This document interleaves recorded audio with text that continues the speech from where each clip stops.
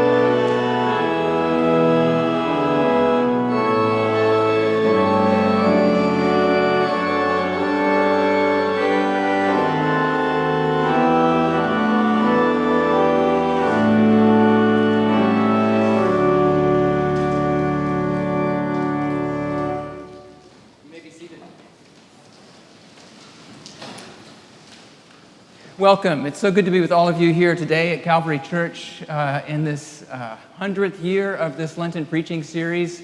We're excited and honored to have this event go on this year with a remarkable collection of preachers from across a great diversity of traditions. If you had trouble parking today, please know that if you come back next week, which we certainly hope you will, there is free parking at our friend's parking lot on Poplar at St. Mary's Cathedral, and a shuttle runs continuously back and forth. We'll drop you at the door and we'll take you back either after the service or after you've had your waffle shop deliciousness.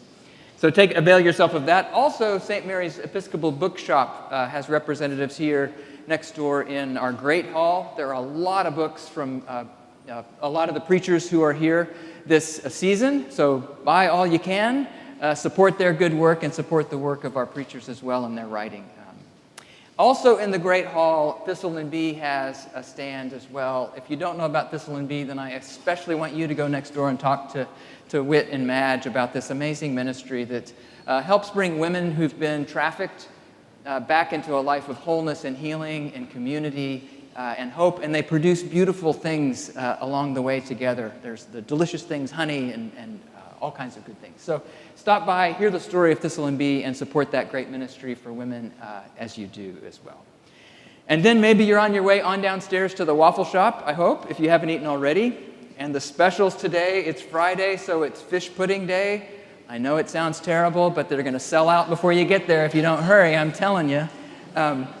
Fish pudding, chicken noodle soup, spaghetti and rye, chocolate bourbon cake, and a whole peanut butter pie you can buy, which I don't know what it has to do with Lent, but welcome to Calvary. Next week, we have another wonderful lineup of preachers coming. We have on Wednesday, Father Greg Boyle of Homeboy Ministries in Los Angeles. Amazing work there. On Thursday, the Reverend Marianne Wells-Borg, who is our Marcus Borg Endowed Speaker for 2023. We are thrilled to have Marianne among us as one of our preachers. And then on Friday, Padre Gotuma. On St. Patrick's Day, we have an Irishman, a poet, and a peacemaker. Padre Gotuma will be with us. Padre and Father Greg will be with us on Wednesday evening at 6:15 for the live recording of our podcast dialogue, which is the Lenten Preaching Series podcast. Those two will be in conversation together. So all of that I commend to you. Please join us for all that you can join us for. It will all end up on the internet as well. It'll be live streamed, so if you can't make it down for those, catch up, because it's just great humans with so much to offer our world right now. Before I introduce Dalia, I'd like you to please silence your cell phones and quiet your devices. Catherine's been doing a great job. She waits until she looks at everybody until she's sure you've all done this thing. I am pleased to introduce to you Dalia Mogahed. She is Director of Research at the Institute for Social Policy and Understanding, where she leads their pioneering research and thought leadership programs on American Muslims. She co-authored the book, Who Speaks for Islam? What a Billion Muslims Really Think. She has a TED Talk I really want you to go see if you haven't watched it yet, where she goes about this work of maybe disabusing us of some of our assumptions and about who a person is based on how we experience, how we see them. But this is what I want to tell you most. There's more of her credentials in your order of service. Read those. Specifically how Dalia got here is, I don't know about you, but my world is usually expanded most brilliantly by a friend who says, I think you have a friend I'd like to introduce you to, right? This is how we learn about that book or that poem or that person or whatever. Well, as we prepared for this 100th, we pulled together some preachers we already had relationships and we admired, and Dr. Omid Safi said, the person you need to have in your pulpit is Dalia Mogahed. Her work and her person is exactly what he believed this place needs. And we have deep affection for Dr. Safi, and we trust him deeply. But you should know that her recommendation comes from another remarkable scholar and friend of Calvary. So I'm thrilled to have her in our pulpit today. There's some centering music that we will sing together in just a moment, and then I will read our reading, and then Dalia will bring us the message that God has laid on her heart for us today.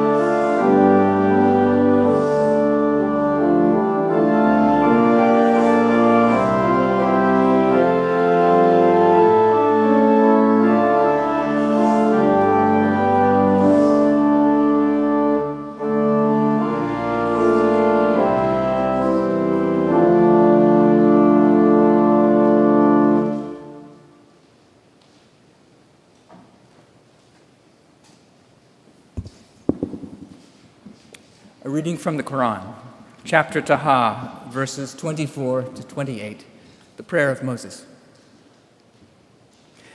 God said, "Go to Pharaoh, for he has truly become a tyrant." Moses said, "Lord, lift up my heart and ease my task for me. Untie my tongue so that they may understand my words." Here ends the reading.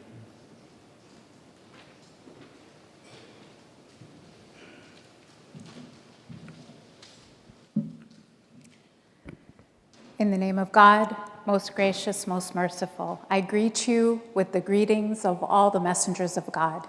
Assalamu alaikum, peace be upon you. It is such an honor. I'm so grateful to have been invited and to be here as a part of this momentous occasion. Before I begin, I want to make sure that I thank, first of all, Scott. Thank you for that beautiful introduction and reading. To Omid Safi, my friend who recommended me, and to Heidi for her patience and her perseverance in getting me here safely. You know, it is the season of Lent, the Christian season of Lent, and that's especially unique for me to be here because it overlaps with Ramadan, which starts in approximately 10 days.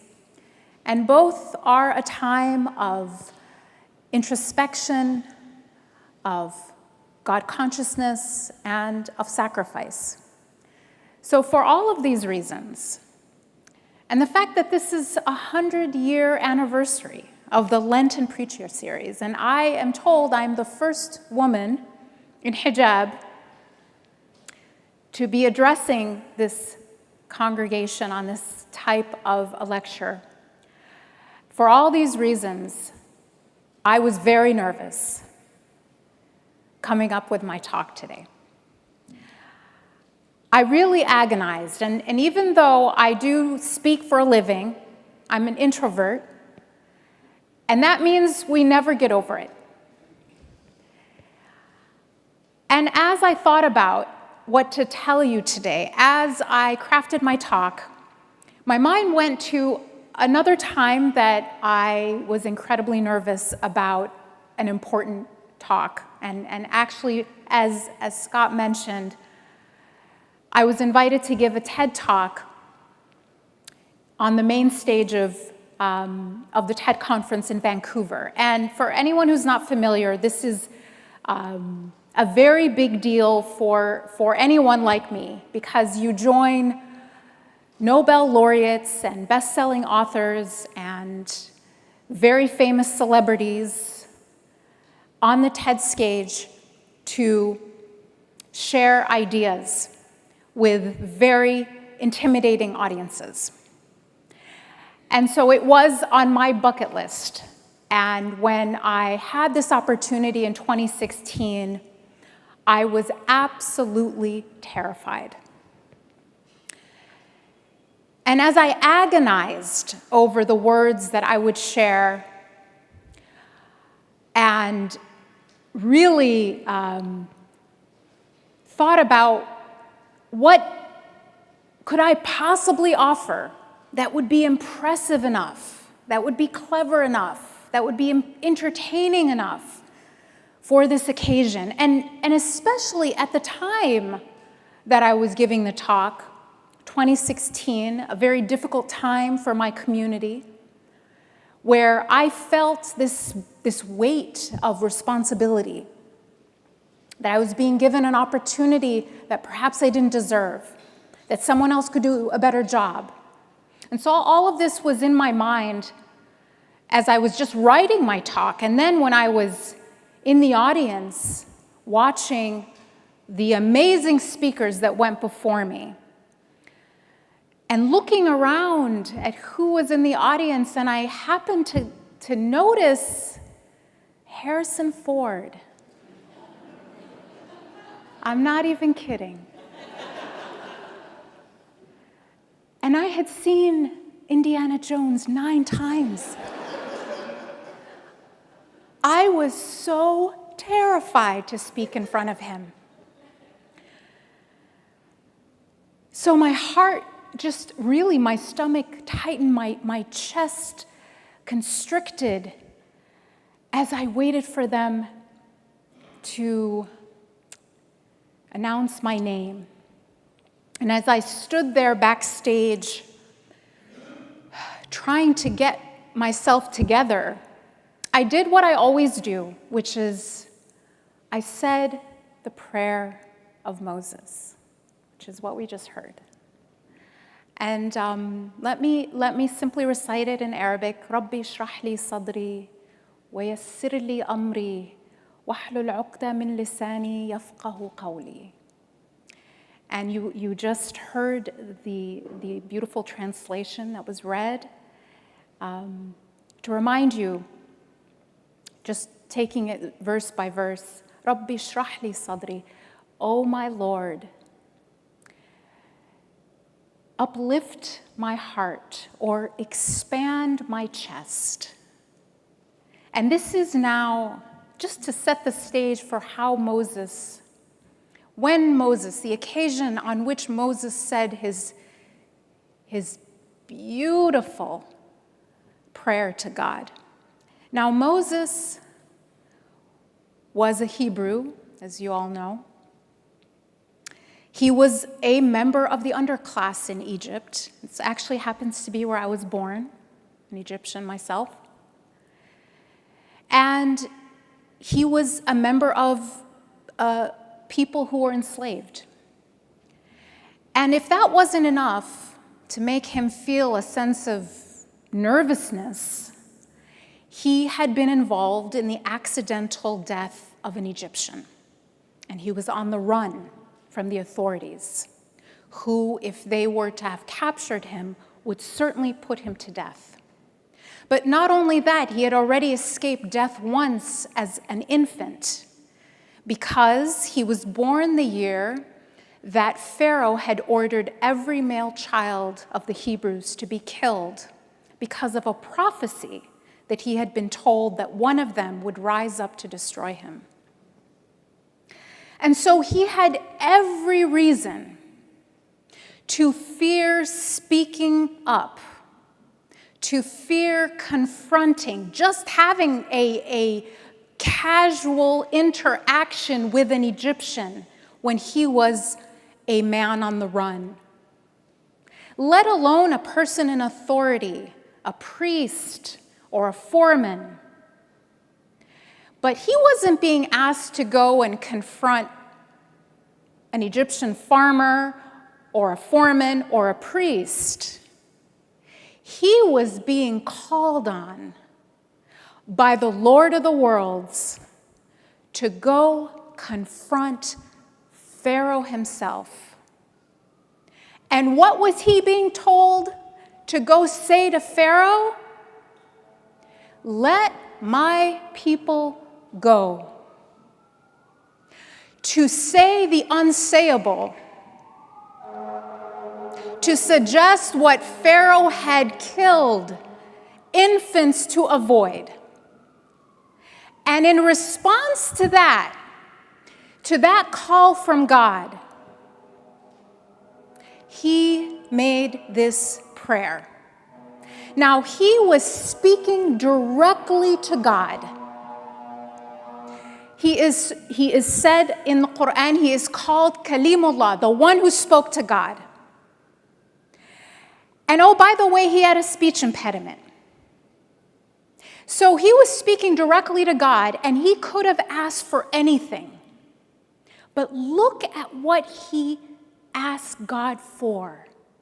And this is what dawned on me in that moment of crippling fear before I got on the TED stage. He did not ask for eloquence. Listen to what he asked for. Rabbi shrah li sadri wa yassir li amri wahlul 'uqda min lisani yafqahu qawli. Uplift my chest or expand my chest. Uplift my heart. Make my task easy. Yassir li amri means help me to make it doable. So he was asking for assistance in fulfilling his duty. Untie my tongue. Help me with this nervousness and this speech impediment I have, because you're asking me to go speak to Pharaoh. Couldn't you have chosen someone who could be more eloquent? He didn't ask that. He said, help me with my tongue. Untie my tongue. Why? So they can understand my words. Not so they can be impressed with me. Not so that they can admire me. He was asking for assistance in fulfilling his mission so that those who were listening to him could have something new. He was asking for assistance in giving, not taking. And that was this revolutionary paradigm shift for me. I was focusing on the wrong thing. I wanted the admiration of this crowd. I wanted them to think I was impressive. And so I was completely terrified, crippled with fear, as Moses would have been. But he shifted his focus not on what he could get, but on what he was being called to give, which is simply a new understanding, the gift of a new idea, of giving someone a choice to adopt a truth. And because he did that, he was able to go speak to Pharaoh himself. And so when I heard that message in those very familiar verses that I had said 100 times before, my hands finally stopped shaking. And they called my name, and I walked up, stood in the middle of that red circle with that limelight, and I began to speak. And as I spoke, if you watch the video, you'll notice my voice was quivering a little, and then it got stronger. And I was getting applause. And I delivered my talk, and at the end, this incredibly accomplished audience gave me a standing ovation, nothing I expected.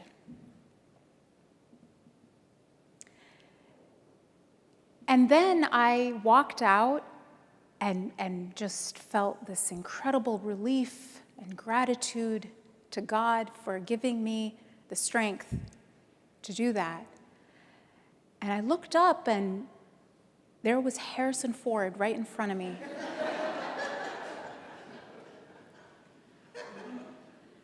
And he said, "That was great. I learned a lot."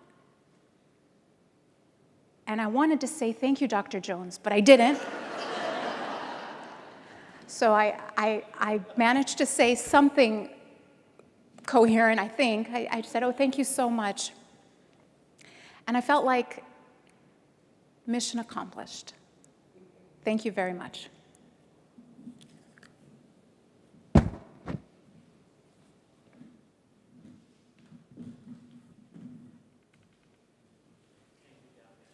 Thank you for your words and your witness. Dalia, for a few minutes, will be available to say hello as you make your way out. I remind you, if you're like me, not of Dalia's tradition, it's customary for men and women not to shake hands. So greet her with your heart and your joy, and thank you. Go in peace to love and serve the Lord.